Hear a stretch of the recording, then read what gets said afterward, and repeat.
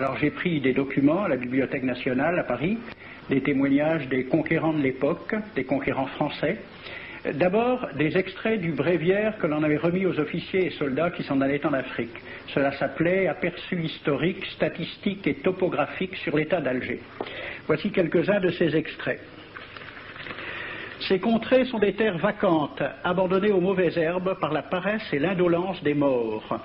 Les femmes du pays sont livrées par la paresse des Arabes, qui passent toute leur vie à fumer, à la turpitude de mœurs extrêmement relâchées.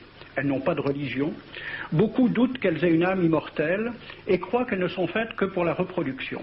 Le climat aidant, les femmes sont nécessairement disposées au plaisir. Alors, allez-y, des terres vacantes et des femmes consentantes qui n'attendent que les soldats français. Et puis, à côté, j'ai vu d'autres documents qui marquent l'étonnement des officiers français qui débarquaient en Afrique. C'est Campagne d'Afrique en 1830 par un officier du corps expéditionnaire. Cette terre, qu'on avait présentée comme sauvage et inhabitée, est couverte de jolies maisons de campagne entourées de jardins. Toutes sont bâties sur des hauteurs dont les mouvements onduleux contrastent tout à fait avec l'aridité des côtes de Provence. La végétation y est superbe, et partout des sources et des courants d'eau fécondent la terre. Les fruits y sont en abondance, un grand nombre d'aqueducs amènent les eaux jusqu'à la capitale. Et le maréchal Bugeaud lui-même. J'ai reconnu que l'Algérie produit beaucoup de grains, une immense quantité de bétail. L'immensité des terrains ensemencés atteste l'existence d'une population beaucoup plus nombreuse qu'on ne le pensait. Le commandant Claude-Antoine Roset, dans Voyage dans la Régence d'Alger en 1833. Presque tous les hommes savent lire et compter. En France, on compte à l'époque 40% d'analphabètes. Ainsi, les soldats qui débarquent sont en général moins instruits que les sauvages qu'ils viennent civiliser. Le ministre de la guerre de l'époque, qui s'appelait Girard, il faut se résigner à refouler au loin, à exterminer même la population indigène. Le ravage, l'incendie, la ruine de l'agriculture sont peut-être les seuls moyens d'établir solidement notre domination. Savary, duc de Rovigo, apportez des têtes, bouchez les conduites d'eau avec la tête du premier bédouin que vous rencontrerez, au nom bien sûr de la civilisation. Christian, dans l'Afrique française, un détachement de l'armée parti d'Alger surprend la tribu désarmée des Olifias et massacre sur le champ tous les hommes, femmes, enfants, sans distinction. On parlera de 12 000 morts.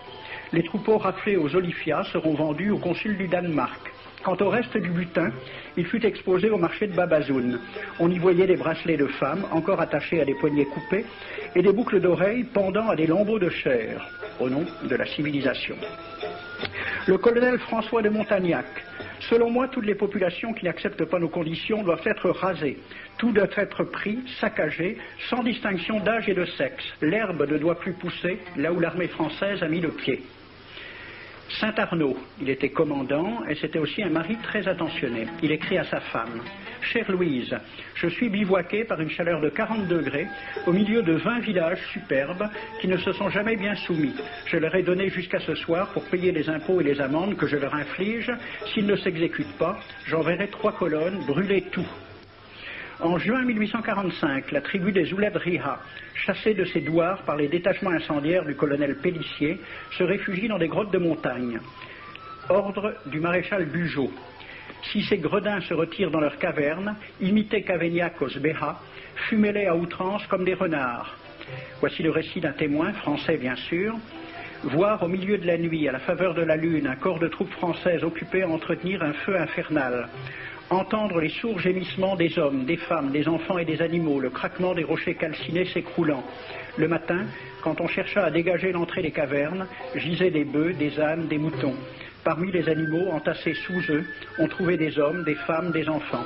J'ai vu un homme mort, le genou à terre, la main crispée sur la corne d'un bœuf. Devant lui était une femme tenant son enfant dans ses bras. Cet homme avait été asphyxié au moment où il cherchait à préserver sa famille de la rage de cet animal. On a compté 760 cadavres. Le 8 mai 1845, Saint-Arnaud découvre 500 Algériens qui s'abritent dans une grotte entre Ténès et Mostaganem. Saint-Arnaud ordonne à ses soldats de les emmurer vivants. Il écrit « Je fais boucher hermétiquement toutes les issues et je fais un vaste cimetière. La terre couvrira à jamais les cadavres de ces fanatiques. » C'est à peu près ce qu'ont dit les Allemands en massacrant le village d'Oradour-sur-Glane. Montagnac, toujours lui, le colonel. Voilà comment il faut faire la guerre aux Arabes. Tuer tous les hommes jusqu'à l'âge de 15 ans. Prendre toutes les femmes et les enfants. Vous me demandez ce que nous faisons des femmes que nous prenons? On en garde quelques-unes comme otages. Les autres sont échangées contre des chevaux et le reste est vendu à l'enchère comme bêtes de somme. Toujours au nom de la civilisation. Nous rapportons un plein baril d'oreilles récoltées paire à paire sur les prisonniers. Il contient même celle d'un de nos 58 gendarmes morts de maladie. 2 pièces de 100 sous ne sont pas à dédaigner. Le maréchal Soult, ministre de la guerre, répondant à des questions à la Chambre des députés. En Europe, un tel acte serait horrible et détestable. En Afrique, c'est la guerre même. C'est la guerre même, c'est du moins ce que dit le ministre français, mais en face, voici un décret pris par l'émir des Arabes, l'émir Abdelkader. Tout Arabe qui amènera vivant un soldat français recevra pour récompense la somme de 8 douros. Tout Arabe qui aura un Français en sa possession sera tenu de le bien traiter et de le conduire le plus promptement possible, soit devant le califat, soit devant l'émir lui-même. Dans le cas où le prisonnier aurait à se plaindre de mauvais traitements, l'Arabe n'aura droit à aucune récompense. À la lecture de ce décret, question d'un soldat algérien, quelle récompense pour un prisonnier vivant? L'émir répond 8 douros. Et pour une tête coupée, l'émir répond 25 coups de bâton sur la plante des pieds. De quel côté était la civilisation?